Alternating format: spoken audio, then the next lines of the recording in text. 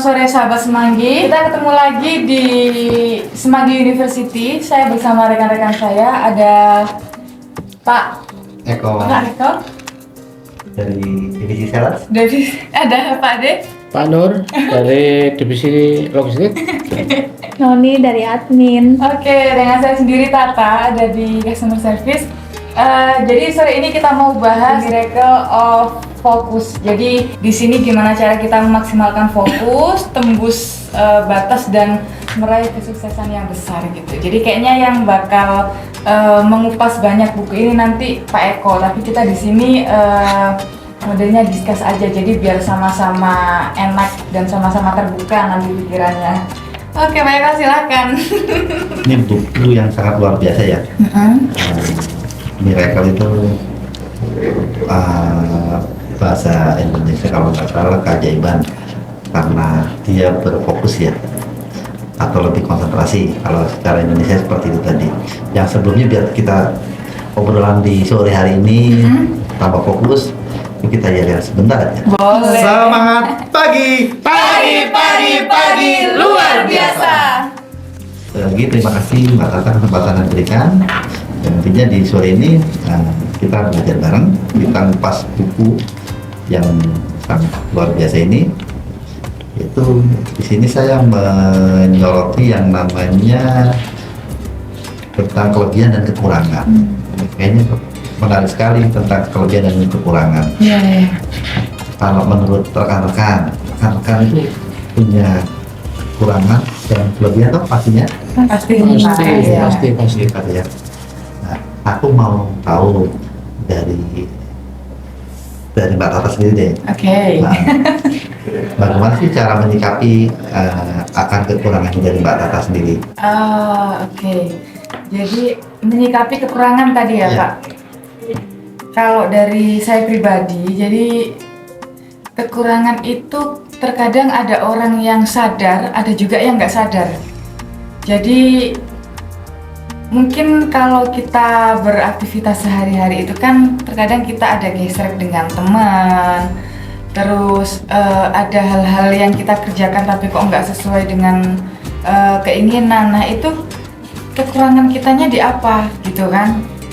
Nah yang pasti itu sadar kekurangan dulu, sadar kekurangan. Jadi bisa jadi loh Pak, kalau kelebihan itu bisa jadinya kekurangan gitu. Jadi bumerang ya. Jadi bumerang buat kita gitu. Jadi gimana cara mengatasi kelemahan? Kalau saya sendiri sih karena anaknya males ya Pak. Karena anaknya males jadi sadarnya oh ya aku ini males gitu kan. Aku ini males. Jadi gimana berpikir oh ya karena aku ada target ini, ada target A, B, C. Kalau aku malas nanti kan nggak sampai ke target C, sedangkan target A aja aku malas ngerjain. Kalau saya sih lebih ke itu sih Pak. Tuh. Jadi menyadari kekurangan gitu sih. Yang poin pertama rekan-rekan yaitu kita mengenal atau menyadari akan kekurangannya kita. Itu poin yang pertama. Mungkin bisa ditambahkan bagaimana sih kita menemukan dari kekurangan kita atau kelebihan kita dari Mbak apa namanya? Noni. Mbak Nomi. Iya, siap. Kalau saya sih kekurangan biasanya itu sih Pak, lebih ke introspeksi diri dulu dari kayak misalkan dari segi pekerjaan saya itu lemahnya di mana. Nah itu lebih ke saya fokus buat merubah titik lemah saya. Misal saya kurang saya orangnya gopoan gitu loh Pak. Apa sih bahasa Indonesia gopoan gitu? Iya, gampang panik. Maksudnya lagi fokus yang di ini terus dipanikin satu kerjaan yang lain, itu saya langsung kayak time manajemenku tuh langsung kayak gimana ya Pak ya? Ambiar gitu Iya, ya. jadi saya tuh kayak ngerjain tapi saya tuh derdek-derdek Kalau gitu. menurutku tadi atau teman-teman itu wajar kok, wajar. Jadi yang bisa sukses atau bisa keluar di satu case atau di salah satu isu itu bukan bisa menguasai semua permasalahan. Misalnya tadi sampai bilang satu case belum selesai, terus ditambahi case yang lain, tambah case lain. Yang sukses itu bukan bisa semua, cuman fokus satu bisa menyelesaikan case itu atau isu itu, mencarikan jalan keluar. Nah itu yang dikatakan kalau dalam dunia pekerjaan itu namanya produktif. Itu tadi, panik itu wajar, cuma kembali lagi ke poin pertama tadi yang diterangkan dengan Mbak Tata tadi, itu tadi tahu kelemahan kita, terus apa Mbak tadi kalian bilang poinnya sadar diri kita tadi. Oh, kalau udah sadar yang berhubungan dengan Mbak Noni, oh berarti aku panikan, apa yang perlu saya tak kurangi. Ya udah, kalau aku dapat tugas kedua, ketiga, keempat, ya saya terima dulu, aku tetap fokus di pekerjaan yang pertama dulu. Oke, lanjut ya. Orang ini ada statement menarik ini. Orang yang memiliki passion akan selalu mencari jalan keluar, kreatif dalam mengembangkan strategi, dan berani mengambil resiko demi impian-impiannya. Dia punya cita-cita apa deh? Dia punya impian. Fokus di situ. Wis ono hambatan di jalan, ada, pokoknya fokus maju terus, cari jalan keluar. Itu tadi. Tapi nggak menggunakan cara, rambu-rambu etika. Gitu. Istilahnya ya berusaha sebaik mungkin kita dengan hambatan itu dijadikan challenge atau ujian. Ya benar Pak. Itu tadi. Jadi kayak tantangan gitu loh. Ada kayak kata-kata bagus toh, naiklah kamu kalau tinggi selanjutnya tanpa menjatuhkan kiri kanan. Iya. Betul. Itu harus ada. Saat Steve Jobs mengungkapkan salah satu rahasia kesuksesan, yaitu cintai apa yang Anda lakukan. Sederhana kata-katanya tapi luar biasa. Cintai apa yang Anda lakukan, segala sesuatu. Tapi kadang gimana misalnya kita ditemukan pekerjaan yang tidak sesuai dengan passionnya, tapi jelalah kita dibenturkan dengan hal itu gitu. Benturkan dengan hal itu. Gimana? Itu saya. Ya, gimana coba? Itu sama. Iya benar sih. Semua orang pasti ngalami. Nggak ada yang ideal sesuai dengan impian, nggak ada. Gimana sampai ngadepin gimana? Apalagi kalau masalah kerjaan ya Pak, kalau nurutin kerjaannya sesuai passion itu kita ya wis nggak dapat apa-apa, katakanlah gitu dapat, tapi mungkin nggak bisa sepenuhnya. Nah kalau nurutin passion yang kayak gitu mungkin kayak lebih ke hasrat ya Pak, cuman kayak aku pengen kerja ini yang enak, cuman kan enak itu kan dia nggak melihat step-stepnya kan.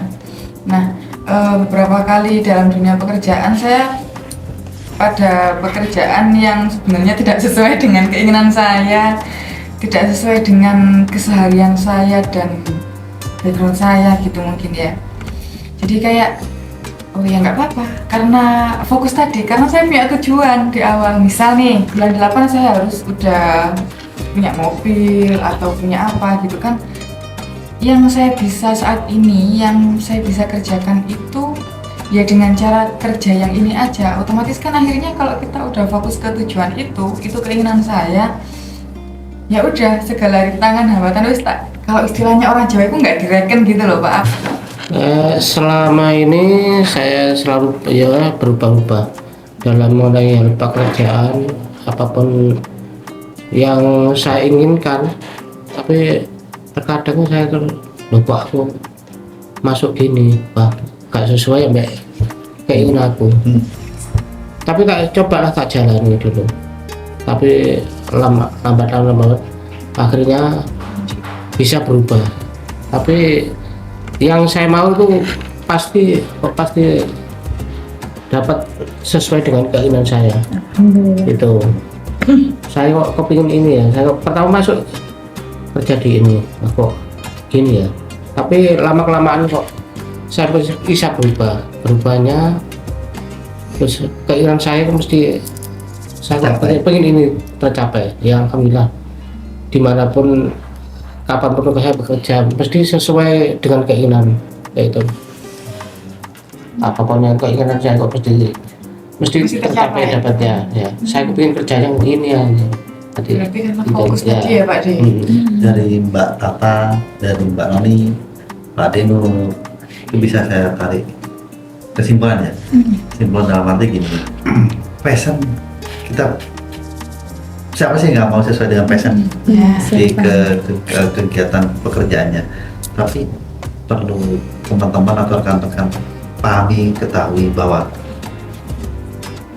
di sini ada campur tangan Tuhan. Ya, betul.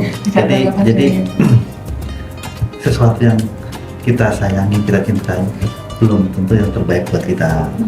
Jadi kembali lagi kita fokus, terus mengikhlaskan, lapang dada, ya kita di proses yang baik. Pasti ntar hasil baik. Ya tadi yang tadi statement tadi, saya mau ini ya terwujud karena Pade orangnya kalau tak lihat ya nggak neko-neko, ya fokus dengan apa adanya, langkah demi langkah dilakukan proses dengan yang terbaik. Gitu tadi. Oke, untuk bedah buku di Miracle of Focus saya cukupkan di sini. Semoga bermanfaat. Tapi sebenarnya banyak sekali ilmu yang di sini. Waktu juga yang lain. Mungkin disambung di lain waktu ya. Jadi, oke, saya kembalikan ke Mbak Tata. Terima kasih. Kurang dan lebihnya mohon maaf. Baik. Terima kasih Pak Eko, Pak Dinur, Mbak Noni semuanya. Terima kasih juga sahabat Semanggi. Jadi itu tadi hasil dari bedah buku Miracle of Focus. Jadi emang kita harus sadar dengan kelemahan dan kelebihan. Bisa jadi kelebihan itu kekurangan kita dan kelemahan itu bisa jadi kelebihan kita. Yang penting itu kita sadar dengan dua hal yang kita miliki tadi. Baik, terima kasih Sobat Semanggi. Kita ketemu di lain waktu. Bye-bye.